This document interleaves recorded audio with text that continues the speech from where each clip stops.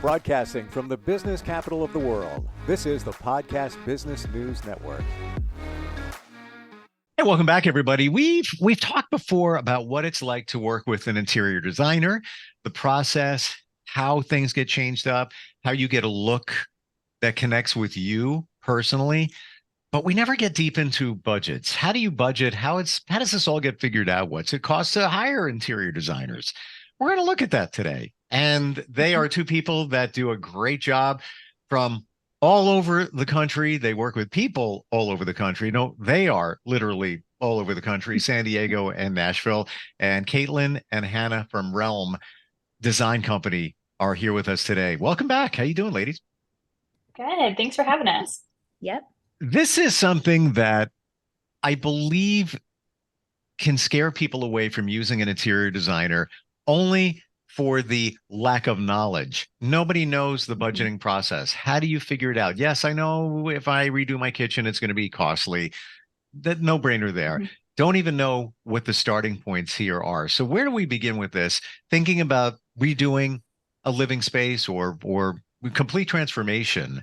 In terms of budget, where do you begin?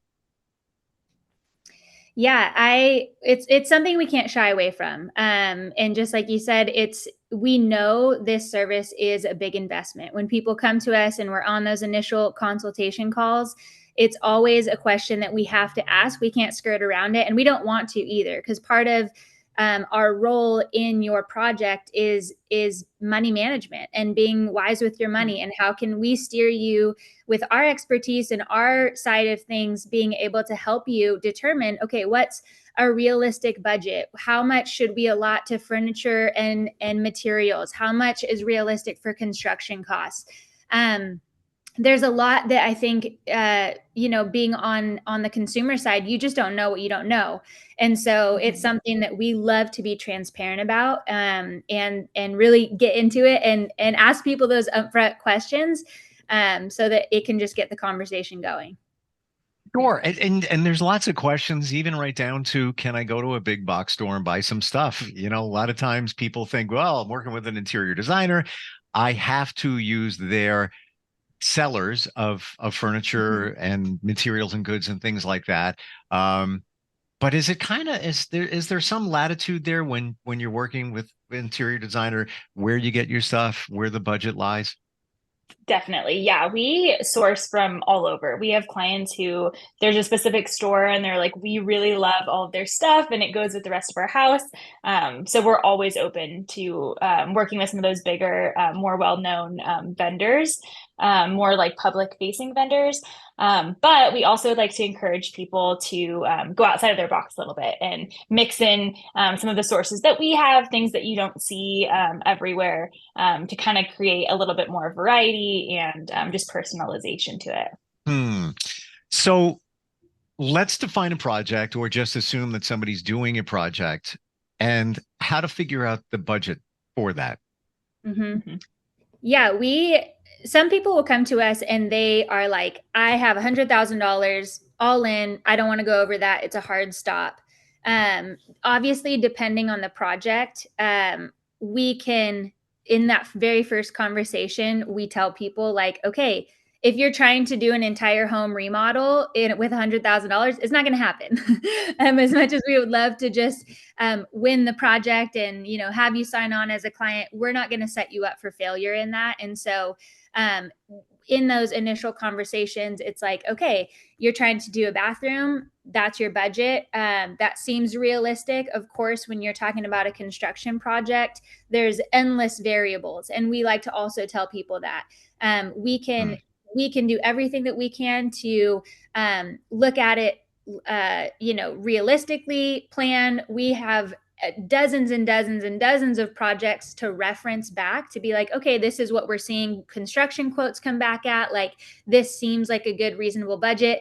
And then for whatever reason, it comes back and it's way higher. And those, we have to pivot and help create a new design plan to kind of cater to that. So I guess roundabout way of answering, it's important to have a number, and we'll help guide the client in determining if that's realistic for what they're trying to do. It's also important to have that be a little bit of a fluid number. And not a big point in that is don't max out your budget from day one. Leave room for that variable because things are going to happen. Construction, you bust open a wall, you're going to find something that you might need to address. And it's important to not be stressed out, like, oh my gosh, I've tapped out my budget. And now where do we go from here? I want to get into budgeting a little bit deeper, but to your point, Hannah, what have you guys come across in your work where things got discovered and wasn't planned? We weren't expecting that. That's very common, and it's a huge benefit to hiring an interior designer, because we've seen most of it, and we'll Sure. come to you with solutions of, all right, this beam can't be moved. If you want to move it, you have to put in a $20,000 header. That's not going to be realistic. So instead, let's address it this way with this design detail. Yeah, we've run into massive mold problems. We found leaks that were like, oh my gosh, that needs to be addressed. And there's just always stuff that comes up. And like Hannah said, people always are like, I want to make sure it's going to be this number. It's like, okay, let's go back 25, 30 grand in your budget just so that we have that buffer. Because you don't want to start a project stress. Construction is not for the faint of heart most times anyway. So set yourself up for success. I know somebody that does construction, and they told me that they were working on a project, opened up the wall. I'm not sure which room it was, but there was a void in there. So like a room within a room. And there was a creepy doll sitting on a rocking chair. And that's when you run the other way. You close the wall and you sell the house and you run the other way. The guys did. None of the crew wanted to touch it. They weren't going near it. They just closed up the wall like it never happened. Oh my gosh. It was really That's creepy. Crazy. Yeah. Wow, he didn't take pictures, and I don't even know if I want to see him because I don't know, whatever translates to energy, keep it away. Yeah. Are there rules of thumb when it comes to budgeting? Let's just say doing a kitchen, doing a bathroom, not talking about construction. I'm just talking about, the things that you need, appliances and that kind of stuff, maybe some minor construction, whatever. Are there some starting points there? Yeah. A percentage that we like to give reference to is you can expect and plan to pay 10 to 15% of your overall project budget just on design services. That's very standard. That's especially when we talk to people who have never worked with an interior designer, they're like, oh, so you're picking out pillows and window treatments. It's like, well, yes, but actually it's, let me pull out the binder of things that we actually do, the full service that we help with. And so I think there's a little bit of education in just sharing with people the part that we play in the project, the full scope of what we offer, the services. That percentage is just helpful, just basic number. Let's say you're trying to completely demo your master bathroom and you're planning for 100,000 all in budget. Let's save 10 to 15,000 of that for design services.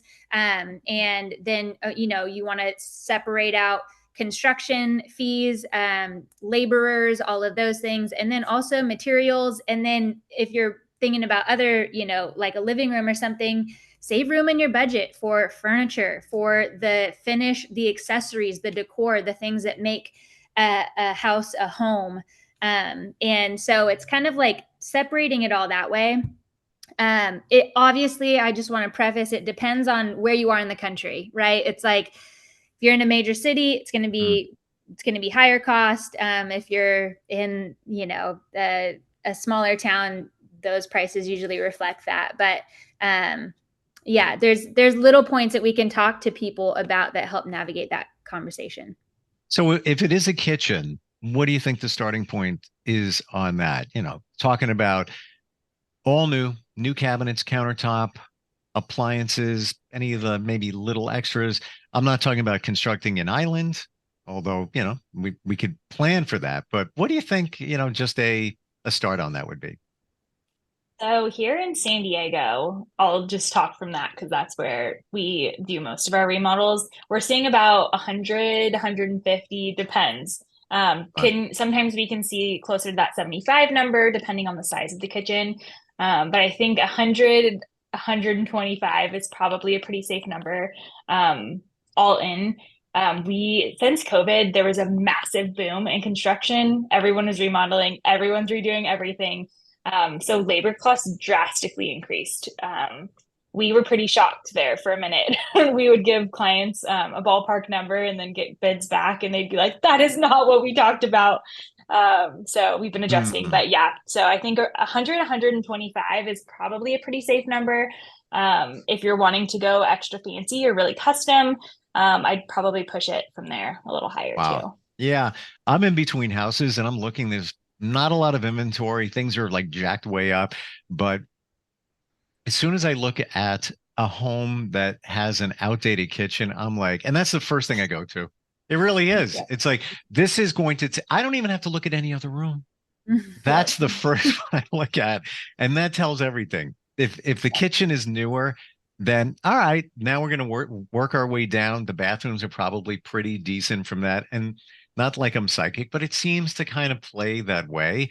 But yeah, Totally. to, at least 100K, for the kitchen. Then, if you're going to do a bathroom or two, just, this is if you're just looking for something new. But you got to plan for that. What other Yeah. budget considerations should we have on our radar? Um, so whenever we have that initial consultation call, we like to tell people too that we have a service for every budget range. So whether you have one room and you're in another state, we have our remote design services that are perfect for that. Some people only want a design service and they want to handle all the project management and implementation all on their own. And we can accommodate that. And it also, that plays into the finances of the project as well. We do offer something that we're excited about launching earlier this year was video sessions. And that is a new service that it kind of appeals to not only remote clients, but also people who are trying to do it a little bit more on their own, that just need some guidance. They need someone, who has the professional experience to come in and bring advice, bring, a different angle on it. So we actually do Zoom calls that you can schedule right on our website. And it's with Caitlin and myself. We can do plan review if you have construction documents or blueprints. We can help with conceptual ideas. So let's say you have a Pinterest board with a bunch of different ideas and you're trying to narrow it down and just figure out like, okay, what works for my space? What goes together? We can jump on Zoom with you and hash that out for an hour. And it's actually turned out to be a really, really functional, very versatile option for any project budget. Not only, full scale remodels that we do, but, the one-off, the DIY projects too. It almost sounds like you have different tiers. Like, for example, I'm thinking about this, but I'm not 100% sure what I want to do. All right, I'll get with you on a Zoom, pick your brain. That's one. Now, you know what? I am going to do it. I'm going to look for a contractor now to the next level. Now somebody could fully engage the both of you for that project. So it's kind of cool that you can dip your toe in. I'm sure a lot of people out there are thinking about a home renovation, but aren't really sure. Maybe they'll hear the numbers and that's, but that's not going to work for them. Or maybe they're not really sure what they want to do yet, whether they should add the island. Can they even add an island in a kitchen? Whatever the case may be. Other things on budget. I think this is fascinating. This gives you an idea of what you have to work with and what to consider. Yeah, I think one other really big point is people hear 10 to 15% for a design fee and they're like, that's a lot of my budget. But if you think about it in the sense of we've worked with clients that are already in the demo phase and then they bring us in and they're kind of like, we need things now. We need things now. They're like contractors will give them a price based on a kitchen remodel but nothing's picked out, nothing's sourced. So that price is very fluid because the contractor doesn't know the full design plan. So they might tell you 75, but all in at the end, they're like, oh, we didn't know we were going to do that. Oh, we didn't know we were going to do that. So then it keeps adding change order. Yeah. When you work with us, our process, we don't start demo until all materials are on site, which means there's some Wow. work to do before, and there's a little bit of a waiting period in the beginning phase because we need that time to design and kind of work through it with you. But it makes your project so much more seamless. So when we start and the contractor's bidding, they have a full contractor packet design plan that's telling them where the tile's going, what the tile is, where the lighting's going, exactly what the lighting is, kind of all of these details. They know exactly what they're going to be building, which gives you more of that exact number in terms of your budget as well. And it's super helpful because then there's no questions. The only questions are if we open the walls, are we going to find something? But there's no questions in the contractor mind of what are we doing, which is huge. I love that. The fact that you don't mess around, materials got to be on site. How many times contractors have played that game where, yeah, we still haven't gotten that yet. So, yeah, I have to circle back to you. Now a month goes by and more time. Totally.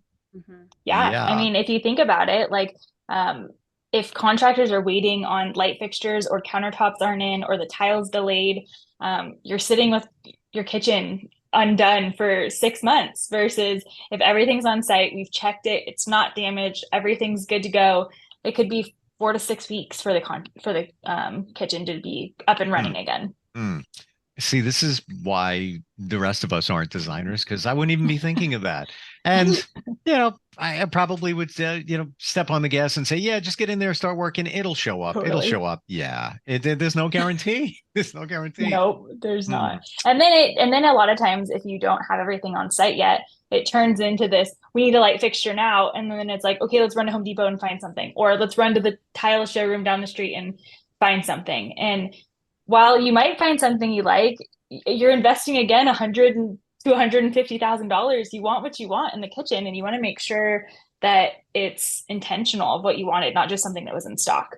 So that like before prep is so important. I completely agree, because you're all in on a project and now you're going to get a Band-Aid, whatever it's going to be. It's not exactly the way we all planned it. When I say we, I mean both of you, because you're part of the project. And by the way, and I revealed this last time we got together, when I renovated my backyard and gave myself a legit ulcer. I'm not even kidding. You can look at the medical records. 10 to 15% I'm in. Yeah. It's like, yeah. And then you talk about the financial obligation of your ulcer, and caring for that. So we can help you avoid all of that by helping you at the beginning. It seems like a good idea in the beginning when you take projects on yourself, but then when you look back at it, there was so many unknowns along the way. Same thing with the materials not showing up. Same thing with all of it. I don't want to deal with it. I think it's so worth it. It's like totally worth it. What else? What else are we looking at? Bathrooms. We talked about bathrooms real briefly. There's really not a lot of construction you can do with a bathroom. Or am I missing something? Well, I mean, honestly, with any space, there's just like you said, there's tiers. We can go as custom, like for example, we had one client who they had one daughter and they were like, this is our only child. We have a playroom and we're going to make this the most epic playroom that any child could dream up. I mean, we're talking like a custom, castle built into the wall that has a slide and it has the rock wall and all of these custom elements, and you can go as far as your dreams can imagine, as long as your bank account reflects that. And and then we have the other people who are like, I want to keep the exact footprint, I just want to change out materials, let's keep it really conservative. And we also have clients we work with who are trying to do multiple spaces at once. And we can help guide that conversation of, let's put more focus on the kitchen. Let's allot more of the budget that way. And then some of these side bathrooms, like the kids' bathroom that they're sharing or a powder bathroom or something, we can help be strategic with budget not changing, plumbing lines, or being selective, like Caitlin mentioned, vendors, choosing certain vendors where we can select cost-effective items and materials to use in those secondary spaces, so that your overall all-in budget can be wisely dispersed to what's going to make the biggest impact. Obviously, the kitchen is going to be a main area of the home. The master bathroom also is going to be, something that you want to make a little bit more elevated, maybe something a little bit more unique. But these secondary spaces, you have more wiggle room to create something that's really nice, that is cohesive with the home, but you don't have to break the bank in doing those. So let's not break the bank. Want to get some work done. I want to stay budget minded. What are some things that we can do to, I hate saying this, cut corners a little bit? Don't want to skimp and be cheesy, but at the same time, I don't need the large Italian tile that was, came right off the boat. So Totally. what can be done that's still quality, but a couple little budget tricks that you might have? So one thing, we love designing custom vanities. That's not always in people's budget. So wow, I didn't really... even know that was possible. Wow. Yep. So that's always our first hope and dream. But if that's not in the budget, we can always find purchase vanities that come with the top. They come with the sink. We can pick out a really beautiful faucet to pair with it. I think finding really cool mirrors and lights that don't feel like standard bathroom 3 bulb lights, that's a great way to kind of spruce it up a little bit without breaking the bank. Another really good thing that we love to do is to choose a really inexpensive tile, but lay it in really cool patterns. Doesn't change the cost of the tile, but it creates something unique and different that doesn't feel like you just grabbed a subway tile and threw it on the wall. There's so many patterns these days that you can lay it in, and that's a huge way to make it feel a little bit more designer and thought through, but not cost a ton. Well, and that's where the designer comes in, because the rest of us don't know that. We'll go to the tile place. Somebody will make a suggestion. You look at a couple of different tiles. You're probably not going to get outside of your comfort zone. You're going to ride inside there, whereby somebody works with you. You might open their eyes to something totally unique and interesting that you love, but you don't know until you know. Totally. Yep. Another thing that we like to, in those initial conversations with people, is explaining how we as Realm Design Co. price, because every interior designer is different. Some people, everyone has their own way. The way that we found in our years of business and endless projects is that design service. We call it like the first phase. So conceptual design, 3D renderings, all the specification list, the contractor packet that Caitlin mentioned, all of those things that are within our side of services, we price out at a flat fee. That helps with people in budgeting when they're looking at a whole project. They're like, okay, I know your number. And then after that, once we go into construction, we request a retainer, and then it's hourly that we bill against. So that's dependent on your contractor. But then you're not, there's a lot less variable in that. And so some designers, they're all hourly. Some do it percentage based on your square footage. There's a lot of different ways. We've found the most accurate and most reliable way to price is a combination of the two. So that's a helpful piece of knowledge when you're considering a project too. You guys are like attorneys. It is that the same model. You start with a retainer and it's hourly. Yeah, totally get it. But you know what? It seems like the fairest way to go. We've engaged and we don't know what's coming. Yeah, we have an idea of what it's going to be. You give a budget in terms of what you think it's going to cost, but now it's like you said, now it's on the contractor. If they're dragging their feet or there's some issues, whatever, the meter's running, unfortunately. And that's just the way it is.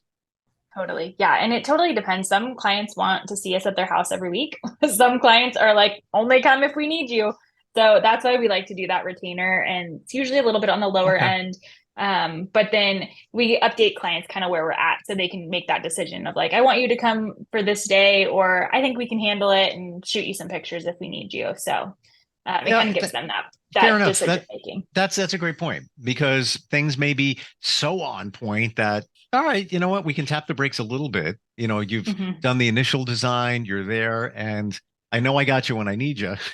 So how do we find you both, if somebody even just wants to start a conversation? Yeah, best way is our website, www.realmdesign.co, CO at the end. And then you can find us on all social media at Realm Design Co. And we have our full list of how we work, all the things on our website. You can schedule a video session right on our website directly. So it's all there ready. Cool. When I find the right house, I'm calling you. We'll be waiting. Still searching, but it'll turn up. It's just where I am, the inventory is not there. And even when you find one, it's like it was 2 years ago, where there's 50 people lined up. But it'll happen. But you guys are available. Love your work. Love talking with you. And we'll catch up next time. Awesome. Thank you Thanks so much. Thank you. We'll be right back. Are you looking for even more of the podcasts and hosts that you love? The Podcast Business News Network is proud to announce that you now have even more ways to listen live. Check out the MyTuner Radio, online radio box, and Simple Radio apps on iOS and Android, or find us online. Search for Business News Network on mytuner-radio.com, or search Podcast Business News Network on streama.com and onlineradiobox.com/US. Take your podcast on the go and don't miss a minute of the action.